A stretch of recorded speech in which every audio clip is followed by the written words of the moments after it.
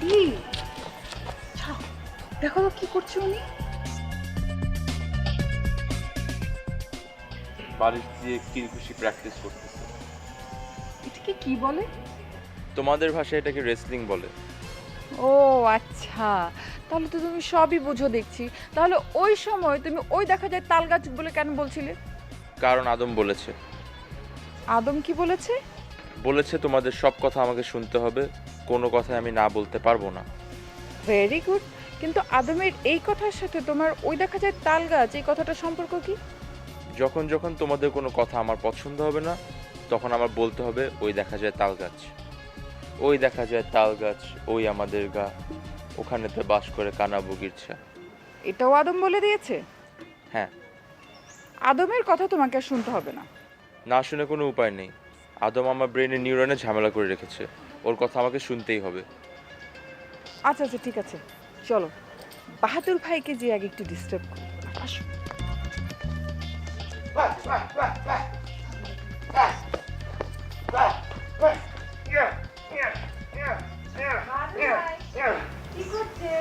টিনা কিতা করতাছি তোমার জানুন লাগতো না।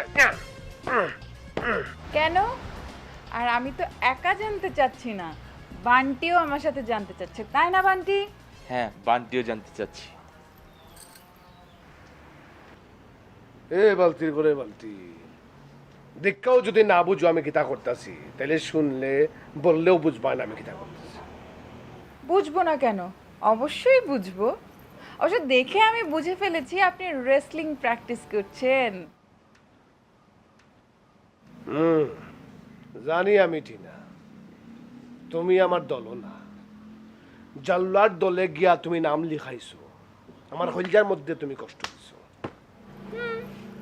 রাশা তো আপনার দলে, তাই না? ঠিক, আমার দলের আশা ওই হয়েছে আমার জীবনের একমাত্র আশা ভরসা।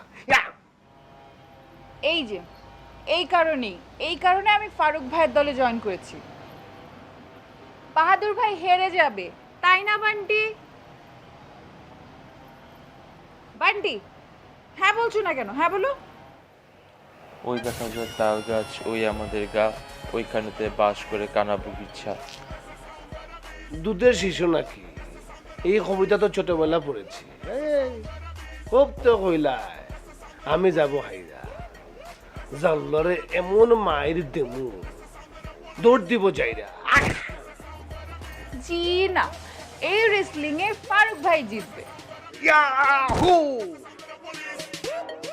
আরেকবার নিলে জাল্লার নাম, কখনো ফাইট শুরু হইব হয়ে রাখলাম। বান্টি যাও তো ওনার সাথে ফাইট করো। এ কিতা করবো আমার লগে? এমন বিডামো মারাইয়া একবার আলোয়া করে দেবো। বান্টি যাও, বান্টি যাও যাও যাও যাও যাও ফাইট, বান্টি ফাইট, বান্টি গো ফাইট,